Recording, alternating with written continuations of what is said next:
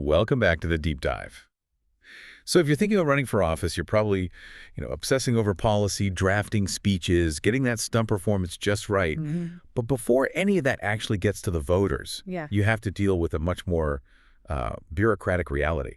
Right. Running for office really means you're launching a short-term and very highly regulated small business. It's the essential truth, and one that so many first-time candidates just overlook it.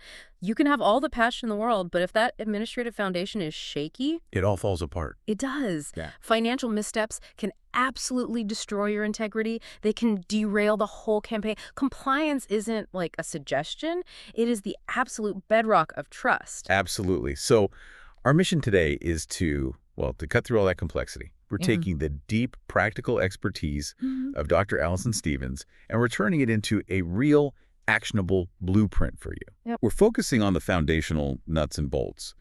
How do you structure your campaign legally and how do you ensure, flawless financial hygiene from day one? We're engineering success today. We'll cover choosing your legal entity, the critical steps for setting up your banking, and those initial strategic moves you need to make to build a compliant fundraising base. Okay. This is the work that lets you focus on the politics because the back office stuff is airtight. So let's jump right in. This idea of a campaign as a short-term small business. What does Dr. Stevens mean by that, really? I mean, beyond just needing to raise money. It means you have to anticipate everything a business needs. You might have to hire staff, pay rent for an office, a campaign headquarters. Right. You'll have vendors for printing, advertising, maybe even payroll to manage. So the very first step has to be establishing a legal structure. Without it, you can't legally receive or spend a single dime. So what are the main options then for the entity structures? Because I've heard terms like committee and PAC thrown around, and they sound complicated. They do, and you have to pick the one that fits what you're trying to do. Generally, Dr. Stevens points to three main routes: a political committee, a campaign organization, or a political action committee, a PAC. Okay, let's get specific. What's the practical difference for, say, a local candidate between a standard political committee and a PAC? That's a great question. If you are running for a specific office, say mayor or state representative, you would typically set up what's called a candidate committee or a campaign organization. Okay. That structure is usually the simplest to manage, and it's specifically dedicated just to your candidacy. A PAC, on the other hand, is usually set up to raise and spend money to elect or defeat multiple candidates, or maybe to push a broader political idea. That makes a lot of sense. So one seat, I'm thinking dedicated candidate committee. Does that entity need to be formally incorporated like a business would? It's a really common question. Incorporation is an option, but Dr. Stevens is clear that it is not necessary. Oh, interesting. Yeah. I mean, incorporating can give you certain liability protections, some tax benefits, maybe. But just establishing a legal structure through your state's election agency, often as an association, that's enough. It's sufficient to get the legal standing you need to open bank accounts and file your reports. The key is just having an established legal identity that isn't you, personally. And that gets us to the absolute foundation of financial hygiene. If the campaign entity isn't me, then my money can't be campaign money. Yes. This is the non-negotiable golden rule, isn't it? Complete separation. Correct. And we have to emphasize this because accidental cross-mingling is the single easiest way to invite legal trouble. I mean, just imagine a busy night. You're paying for pizza for your volunteers, and you accidentally grab your campaign debit card to buy, I don't know, $100 of supplies for your home office. Oof. Right. That one innocent mistake, that's a contribution limit violation, an illegal expenditure, and maybe even a criminal issue, all wrapped up in one. Campaign money is strictly for campaign expenses. So you set up the legal structure. The very next step is formalizing that separation with a bank account. How does that work, and why does Dr. Stevens say the bank itself can kind of be a guide? Because the bank isn't just going to hand you a business checking account, not just because you say you're a campaign. Right. They're going to require legal documentation, proof that your entity exists, your organizational papers, and often an employer identification number, an EIN from the IRS. Ah, so the bank's own rules, their own administrative gatekeepers, actually force you to get your legal ducks in a row first. Precisely. The process of getting the paperwork you need to satisfy the bank's due diligence, it simultaneously validates your legal existence as a campaign. And when you're choosing that bank, remember that practicality is king. Look beyond just the fees. So what should I be looking for? Well, is the bank compatible with necessary software? The source material mentions QuickBooks. Is something like that really robust enough for the kind of intense reporting that a political campaign needs? Or are we going to need something more specialized down the line? That's where the nuance comes in. For a smaller, a purely local campaign that doesn't hit major state contribution thresholds, QuickBooks might be fine. It could suffice for basic expense tracking. Okay. But if you plan to scale, or if you're going to be reporting to the Federal Election Commission, the FEC, or some other highly regulated state body, you have to prioritize compatibility with dedicated political compliance software. Like what? Things like NGPVAN or Aristotle.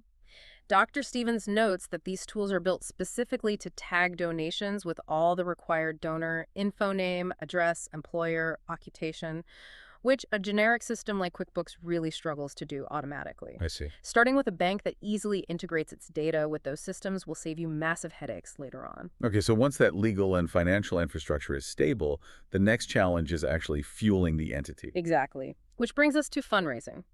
And Dr. Stevens is very clear here. Fundraising isn't just about survival. It's a strategic operation, and it's central to the campaign's success. And the strategic starting point isn't even asking for money. It's setting goals and assessing what you actually need. Exactly. Step one is assessment.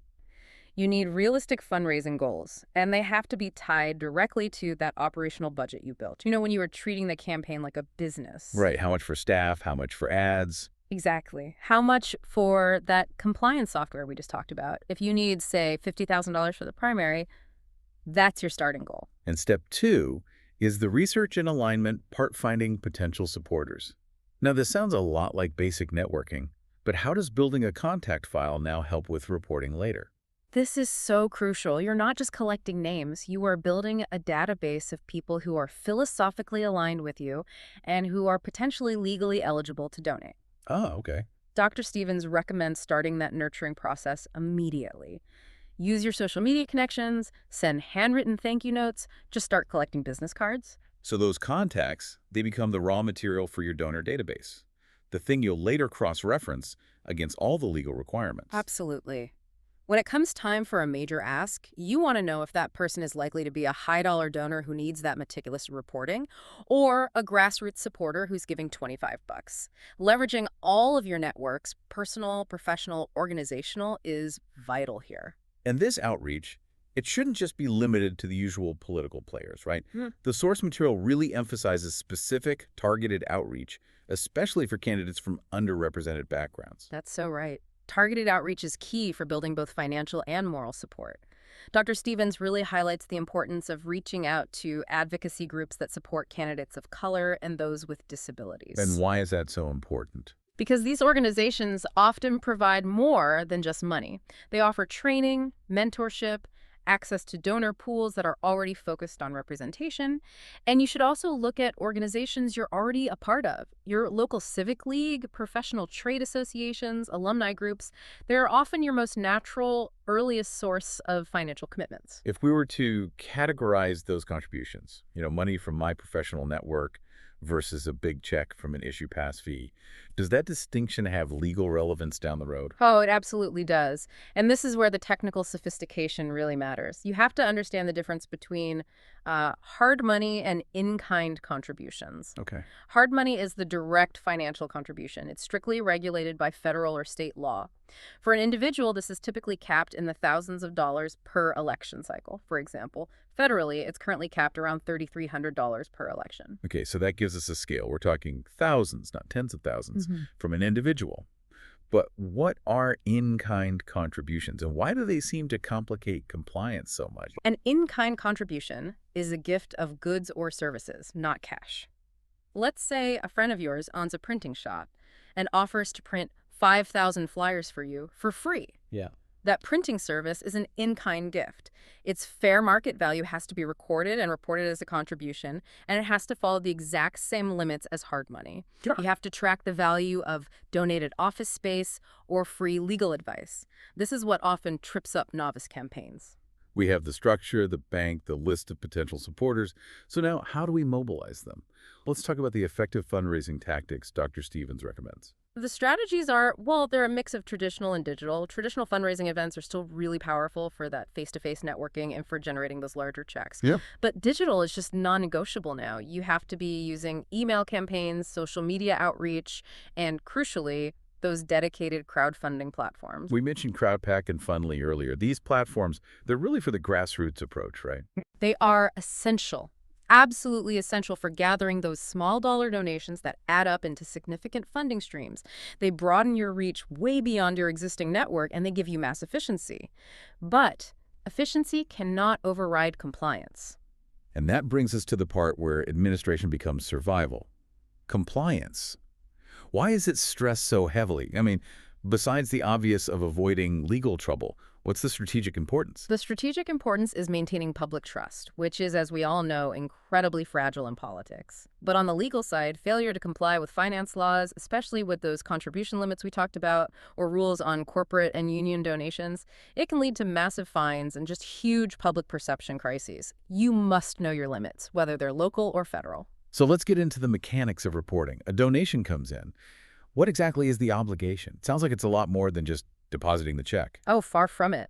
This is where that dedicated donor database becomes absolutely vital. For every single dollar spent and every dollar donated, you must keep meticulous records. Meticulous how? Well, specifically, federal and most state regulations require campaigns to collect and report the full name, the mailing address, the employer, and the occupation of any individual who contributes over a certain amount, and often that's just $200. Wait, hold on. You need to collect their employer and occupation. Why are those details legally required? Because regulators need to ensure that the source of the funds is legal, meaning, it's not coming from prohibited sources like foreign nationals or certain corporations. And they need to know that the individual isn't exceeding their limit by contributing through different shell entities or something. Wow. You need systems in place to verify and track all of that information before you file your reports with the FEC or the state. And these reports, they have to be timely and accurate. There are strict deadlines, quarterly, sometimes monthly, even pre-election filing windows. Okay, this sounds incredibly tedious, but this is where Dr. Stevens flips the script. This necessary administrative chore of detailed, timely reporting. It actually turns into a strategic advantage because all those reports are public record. That is the big payoff. Transparency is accountability to your community, yes. But it's also high-grade competitive intelligence. When your opponent files their quarterly report, you can access it immediately. So what kind of intelligence can a candidate get from reading their opponent's public filings? You can see exactly who their top donors are. Are they relying on industry groups, local business owners, or maybe a bunch of out-of-state individual donors? That tells you a huge amount about their political vulnerabilities and their priorities. But even better, you can review past campaigns candidates who ran on similar platforms to you maybe 2 cycles ago and see exactly which individuals and organizations supported them. That allows you to strategically refine your own donor outreach list. That's it. It allows you to target proven, aligned supporters who have a history of giving in your race or on your issue area. It transforms a liability, this paperwork burden, into a real asset. It absolutely does. If you treat your compliance like an intelligence operation, you gain immediate, high-quality data on who is funding the opposition and who you should be calling next. What a fundamental shift in perspectives. So, to recap the core pillars here, all from Dr. Allison Stevens' expertise. First, separation. Maintaining that firewall between your personal money and campaign funds. Second is structure. Creating that legal entity, the political committee, and treating your campaign like the short-term small business that it is. And third, compliance and transparency. That demands meticulous record-keeping of every single contribution and expenditure. It means ensuring you collect all that legally mandated donor information, name, address, employer, occupation, and submitting timely, accurate public reports. So as you go forward to set up your campaign entity and start this administrative work, just remember the strategic power that's embedded in compliance. If your opponent's financial data is public record, how will you use that information to strategically refine your own donor outreach and your spending in the weeks ahead? The administration of running for office is the very first competitive edge you can secure.